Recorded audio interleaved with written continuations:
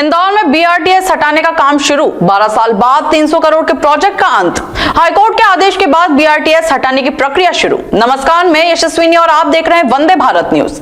हाल ही में इंदौर का बस रैपिड ट्रांजिट सिस्टम चर्चा का विषय बना हुआ है। 12 साल पहले 300 करोड़ रुपए की लागत से बना यह प्रोजेक्ट अब इतिहास बनने जा रहा है। मध्य प्रदेश हाईकोर्ट ने इस प्रोजेक्ट को मंजूरी दी थी हटाने की, जिसके बाद नगर निगम ने बीआरटीएस की बस लाइन और अन्य संरचनाओं को हटाने का काम शुरू कर दिया है। इस फैसले ने एक बार फिर यह सवाल खड़ा कर दिया है कि क्या यह प्रोजेक्ट सही था या फिर इसके असफलता के कारण इसे हटाना मजबूरी बन गई। बीआरटीएस हटाने का काम कैसे हो रहा है? रेलिंग और सीमेंट के छोटे डिवाइडर्स पहले चरण में हटाए जा रहे हैं। हार्डवेयर और सॉफ्टवेयर सिस्टम हटाने के लिए टेंडर जारी किए जाएंगे। जीपीओ चौराहा और शिवाजी वाटिका के पास सबसे पहले हटाने का काम शुरू हुआ है। अनुमान है कि पूरी बीआरटीएस लाइन को हटाने में 6 से 7 महीने लग सकते हैं। बीआरटीएस हटाने का कारण क्या है? ट्रैफिक समस्या या असफल योजना? बीआरटीएस प्रोजेक्ट शुरुआत से ही विवादों में रहा। इससे शहर के ट्रैफिक को सुधारने और पब्लिक ट्रांसपोर्ट को अधिक कुशल बनाने के लिए बनाया गया था, लेकिन वर्षों बाद यह स्पष्ट हुआ कि इसकी योजना और कार्यान्वयन में कई खामियां थी। मुख्य कारण जिनके चलते बीआरटीएस हटाने का फैसला हुआ है: सड़क संकरी होने के कारण जाम बढ़ा। इंदौर की कई मुख्य सड़कों पर पहले से ही जगह की कमी थी। बीआरटीएस लाइन बनने के बाद अन्य वाहनों के लिए जगह कम बची, जिससे जाम की समस्या बढ़ गई। ट्रैफिक मैनेजमेंट फेल हो गया। बीआरटीएस लाइन और सामान्य ट्रैफिक के बीच सही तालमेल नहीं बैठ पाया। कई जगहों पर बस स्टॉप्स और सामान्य ट्रैफिक लाइन के बीच सही योजना नहीं बनाई गई। लोगों की शिकायतें क्या हैं? व्यापारियों, वाहन चालकों और आम जनता ने लगातार बीआरटीएस लाइन को हटाने की मांग की थी। निजी वाहनों की असुविधा। बीआरटीएस बनने के बाद अन्य वाहनों को बहुत कम जगह मिली, जिससे रोजाना के सफर में लोगों को परेशानी हुई। हाईकोर्ट में याचिका कैसे हुई? लोगों की शिकायतों के चलते हाईकोर्ट में याचिका दायर की गई थी, जिसके बाद कोर्ट ने बीआरटीएस को हटाने का आदेश दिया।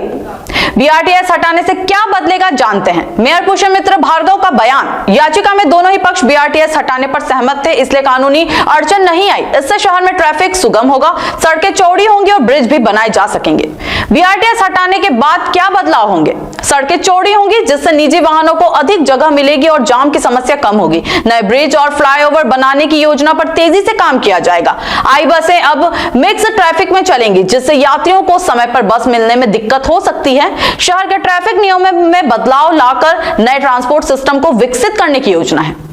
देश का पहला स्वीकृत बीआरटीएस प्रोजेक्ट था इंदौर का बीआरटीएस। बीआरटीएस को जवाहरलाल नेहरू शहरी नवीनीकरण मिशन के तहत मंजूरी दी गई थी। यह देश का पहला स्वीकृत बीआरटीएस प्रोजेक्ट था। इसके बाद दिल्ली, भोपाल, पुणे, अहमदाबाद जैसे शहरों में भी इसे लागू किया गया। हालांकि इंदौर से पहले अहमदाबाद का बीआरटीएस बनकर तैयार हुआ था। अहमदाबाद का बीआरटीएस सफल रहा, लेकिन इंदौर में यह अपेक्षित परिणाम नहीं दे पाया। बीआरटीएस हटाने में कितना समय लगेगा, जनता पूछती है। एआईसीटीएसएल के सीईओ दिव्यांग सिंह के अनुसार बीआरटीएस को पूरी तरह हटाने में 6 से 7 महीने लगेंगे। पहले चरण में रेलिंग और डिवाइडर्स हटाए जाएंगे। दूसरे चरण में हार्डवेयर और सॉफ्टवेयर सिस्टम हटाने के लिए टेंडर जारी किए जाएंगे। टेंडर प्रक्रिया पूरी होने में 2 हफ्ते लगेंगे। सरकारी स्क्रैप एजेंसियों में मूल्यांकन करवाया जाएगा। जनता की प्रक्रिया क्या हुई है इस बात पर? यात्री और नागरिक क्या सोचते हैं? बीआरटीएस हटाए जाने से यात्रियों और आम जनता की अलग अलग राय सामने आ रही है। निजी वाहन चालक खुश हैं क्योंकि उन्हें अब अधिक सड़क मिलेगी और ट्रैफिक जाम कम होगा। पर्यावरणविद चिंतित है क्योंकि पब्लिक ट्रांसपोर्ट को कम प्राथमिकता देना प्रदूषण बढ़ा सकता है। रोजाना बीआरटीएस की बसों में सफर करने वाले 70,000 से 1 लाख यात्री प्रभावित होंगे। यात्रियों के विचार क्या हैं? बीआरटीएस में बसें समय पर मिलती थी, अब मिक्स ट्रैफिक के चलते से बसों में देरी होगी। बीआरटीएस की वजह से जाम बढ़ गया था, इसे हटाने सही फैसला है। हमें उम्मीद है कि सरकार बीआरटीएस हटाने के बाद नया पब्लिक ट्रांसपोर्ट सिस्टम विकसित करेगी। बीआरटीएस हटाने के बाद नई योजना क्या है, आइए जानते हैं। नगर निगम ने बीआरटीएस हटाने के बाद इन स्थानों पर नए ब्रिज और सड़क चौड़ीकरण का प्लान तैयार किया है। नगर निगम ने बीआरटीएस हटाने के लिए बेसिक सर्वे शुरू कर दिया है। सरकारी स्क्रैप एजेंसियों से बीआरटीएस की प्रॉपर्टी का मूल्यांकन किया जाएगा। बीआरटीएस हटाने के बाद स्मार्ट ट्रांसपोर्ट सिस्टम लागू करने की योजना पर काम शुरू होगा।